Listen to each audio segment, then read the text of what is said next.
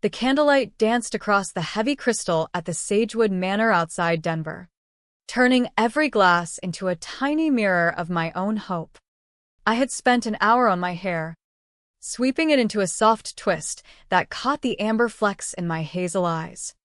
The burgundy dress Nathan once said made me look irresistible hugged my frame. When he stood, champagne flute raised, my pulse quickened. Maybe tonight was the night. But his gaze slid past me to the next table, where Kendra Ellis, his new 24-year-old marketing associate, sat laughing with colleagues. "To my beautiful future options," Nathan declared, voice carrying through the suddenly hushed room as he lifted the glass directly toward her. Kendra's giggle rang out. She raised her own glass, eyes locking with his in a way that needed no translation. Scattered laughter rippled. Someone clapped uncertainly. My face burned. The room tilted. I sat frozen while Nathan dropped back into his seat, picked up his fork as if nothing had happened, and asked if I was going to try the chocolate souffle. I whispered, voice cracking. "What was that?" He shrugged. "Just being friendly with a new team member. Don't make a scene, Olivia." The words landed like ice water. I excused myself to the restroom, splashed cold water on my face, and stared at the stranger in the mirror, smaller, diminished. Then something inside me shifted. No. This is not who I am anymore. I left without returning to the table. The valet brought my Subaru around. February wind bit through the thin wrap as I drove the dark winding roads back into Denver. Knuckles white on the wheel, tears blurring the headlights. Beneath the hurt, cold resolve hardened. They would both regret those words. Nathan Brooks had walked into my life 5 years earlier at a charity auction for Denver Children's Hospital. My best friend Sophia, a pediatric nurse, had dragged me there, insisting I needed to stop hiding behind lesson plans. I was 33, teaching 5th grade at Pinecrest Elementary, and my previous relationship had ended badly. At the bar, I fumbled my clutch. A smooth baritone ordered a bourbon neat, and whatever the lady is having. Nathan flashed the smile that crinkled the corners of his blue eyes. Tall, dark hair with distinguished silver at the temples. Tailored navy suit that whispered success. Marketing director at Apex Innovations. By the end of the night, he had my number and a promise of dinner. Our courtship felt effortless. Picnics in City Park. Weekends in the mountains. Quiet evenings on my balcony, watching the Front Range turn purple. After 2 years, he moved into my Capitol Hill townhouse. My parents drove up from Colorado Springs for Thanksgiving. Mom pulled me aside while we washed dishes. "That man looks at you the way your father still looks at me after 38 years. Dad clapped Nathan on the shoulder on the porch, cigar smoke curling in the crisp air. "He's solid. Live. Smart. Respectful. Clearly adores you." Only Sophia hesitated. Over Sunday coffee 8 months in, she stirred her latte slowly. "He's charming, but he works every room like it's a transaction. Flirts with the server when you're in the bathroom. Texts that light up after midnight." I laughed it off. "Work stuff." She nodded, but her eyes stayed serious. "I hope I'm wrong. I just want you happy." I should have listened. The late-night texts he dismissed as client emergencies. Unexplained charges at downtown bars on nights he claimed to be at the office. The sudden password on his phone after years of openness. The joint savings account we opened for our long-discussed trip to Portugal, my contribution steady. The balance mysteriously dwindling. When I confronted him during a January blizzard, he was calm, reasonable. Security measures after phishing attempts. "I'll get you the new password tomorrow." Tomorrow never came. That Valentine's toast was the final fracture. The next morning I called in sick, first time in 8 years, and sat at my kitchen table with strong coffee, creating a fresh email. Over the following weeks I became meticulous, recovering deleted messages from our shared cloud. voice notes he thought erased, Venmo payments to Kendra totaling nearly $2,600 with fire emojis and private jokes. Money that should have been in Portugal. I photographed everything, time-stamped, organized. My floral side business, Blossom and Board, had quietly grossed six figures last year. I kept it separate because it was mine.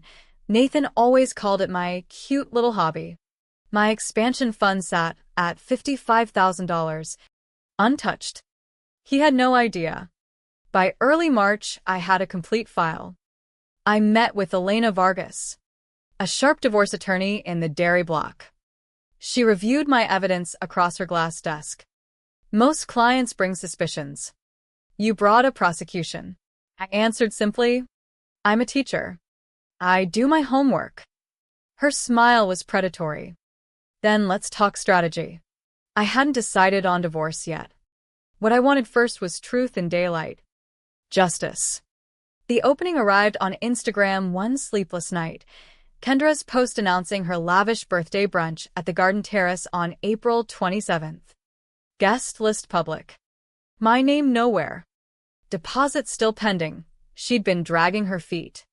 Perfect. The weeks leading to April 27th became a masterclass in composure. I taught my fifth graders about fractions and ecosystems, smiled through parent conferences, crafted centerpieces for 3 spring weddings with hands that never shook. At home, Nathan and I performed a hollow piece. He offered a half-hearted apology for overreacting on my part at Valentine's. I accepted with matching insincerity. Counting days. Sophia finally heard the full story over wine in her low-high apartment. Her eyes widened as I showed the notebook. Liv. This is surgical. Are you sure? Never sure. She studied me a long moment, then nodded. What do you need? I needed access.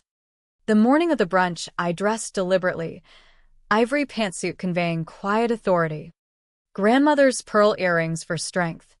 In the trunk, the white cashmere coat I'd given Kendra last Christmas at Nathan's insistence. A compact projector, wireless speaker, and USB drive loaded with edited clips. Sophia met me outside the garden terrace, face tense. Last chance to walk away. I shook my head. They made their choice. The garden patio had been transformed, white roses, peonies, fairy lights even in daylight. 25 guests mingled, mimosas in hand. Nathan stood with his arm possessively around Kendra's waist. Recognition rippled as I walked in. Nathan's face drained. Olivia, what are you doing here? Kendra turned, champagne sloshing, smug pity sliding into place. I came to wish Kendra a happy birthday, I said, voice carrying, and to return this coat. It seems you've been wearing quite a few of my gifts. Murmurs swelled. Kendra stepped forward, chin high. This is embarrassing. Olivia, I thought you'd moved on. I smiled thinly. Moved on? I've only just arrived. Sophia's cue. The white garden wall lit up. Nathan's recorded voice filled the patio. Crystal clear. She has no clue. Olivia's buried in those kids and her little flower hobby. She thinks I'm actually working late. Kendra's giggle followed.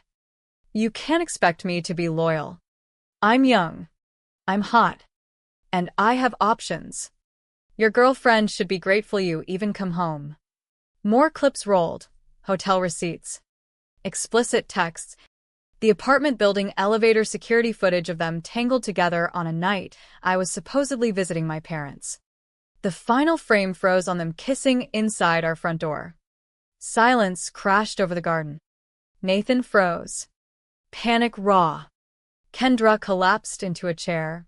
Mascara streaking. Olivia. Let's talk privately, Nathan stammered, stepping forward. I raised a hand. We're done talking. I've heard enough. Guests shifted. Some filming discreetly. Kendra's aunt whispered loudly enough for half the patio. I never trusted that girl. Kendra shot up. This is my birthday. I interrupted calmly. Actually, it's mine. I transferred the reservation weeks ago and paid the full deposit you kept delaying. The manager can confirm. In fact, the final payment is due today. I turned to the stunned crowd. Please enjoy the food and champagne. I selected them myself. Consider it my parting gift. With that, I walked away. Sophia at my side. Behind us. Chaos detonated, shouts. Shattering glass.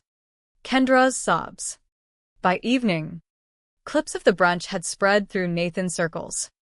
Someone recorded the projector portion. Within hours, it was everywhere. Kendra's Instagram, built on fashion influencer dreams, lost 10,000 followers overnight. Sponsors dropped her.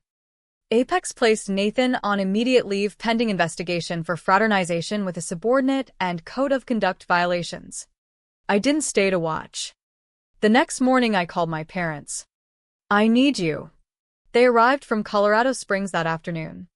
Mom hugged me so hard her familiar lavender scent nearly undid me. Dad's voice was gentle steel. Tell us everything. I did. Affair. Gaslighting. Money. The brunch. When I finished, dusk painted long shadows across the living room. Mom wiped tears. Dad asked simply, "What do you need? Help me pack." I can't stay here. For 2 weeks, I lived with Sophia, took leave from school, and threw myself into Blossom and board. 14-hour days arranging blooms for charity galas and corporate events. Word of the scandal traveled through Denver's business community, but instead of stigma, it drew curiosity. Clients wanted the woman behind the story. They stayed for the designs. By mid-May, 3 new contracts landed, including weekly installations for a boutique hotel chain across the Front Range. Nathan's messages cycled from rage to pleading. I blocked him after day 3. The floral business became sanctuary. Sophia watched me build centerpieces one evening and murmured, "This was never a side gig, was it?" I looked around her dining room, overtaken by buckets of peonies and eucalyptus. I think it always was. I just didn't let myself see it. By June, I signed a lease on a charming storefront in Lodo. The previous tenant's questionable teal walls needed paint, but the foot traffic and bay windows were perfect. On signing day, I met Nathan one last time, neutral coffee shop near the courthouse. Arranged through Elena. He looked diminished, thinner. Circles under his eyes.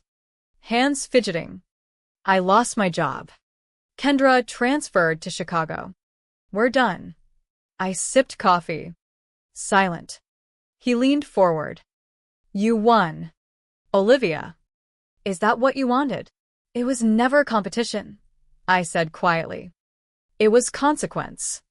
There's a difference. He insisted his life was ruined. Reputation destroyed. I studied him for genuine remorse and found only self-pity. I stood. You humiliated me in a room full of strangers and told me not to make a scene. So no, I didn't win anything. But I'm no longer losing. The divorce finalized in September with minimal contest. I kept Blossom and board. My savings. The new condo on Tremont Street in my name only. Nathan kept the townhouse, now worth far less to me than freedom. Fall turned the aspens gold. The shop opened with ribbon cutting attended by my parents, Sophia, and several Pinecrest colleagues who had become fierce supporters. Mom raised champagne. To new beginnings, Sophia added softly. And to knowing your worth. Business exploded. Christmas hires of 2 assistants barely kept pace. Revenue nearly doubled year over year. In spring, I resigned from teaching at the end of the school year. My 5th graders gave me a handmade book of drawings. One girl hugged my leg. We're sad you're leaving. Emma's. Grant. But happier following your dream. At a networking event that summer, I met Alex Rivera, a forensic accountant whose firm had relocated from Seattle. He came into the shop the next week for his mother's birthday arrangement. Tall, warm brown eyes, quiet confidence that needed no spotlight.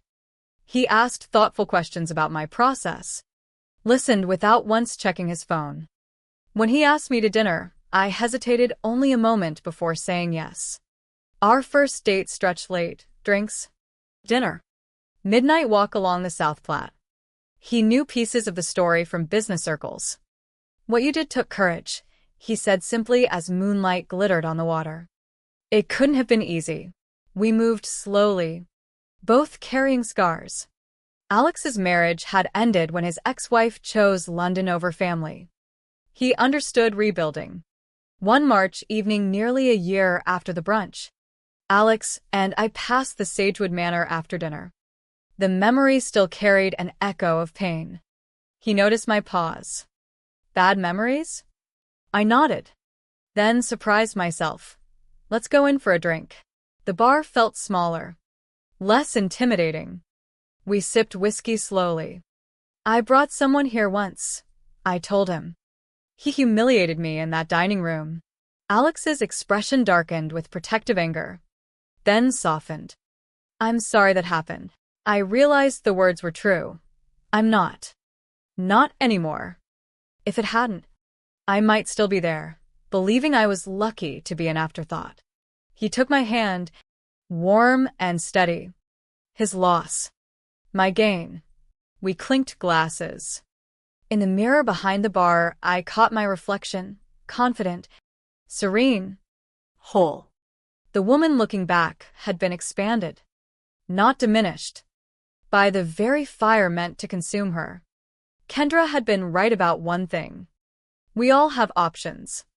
I chose to reclaim mine, to turn betrayal into restoration, of truth, of justice, and most of all, of myself. Blossom and board now included full wedding planning. The calendar was booked solid. My condo deed bore only my name. Alex celebrated every milestone instead of feeling threatened. Some called what I did revenge. I call it restoration. And, in the quiet moments, arranging flowers that would outlive scandals and heartbreaks alike, I knew I had finally become the woman I was always meant to be.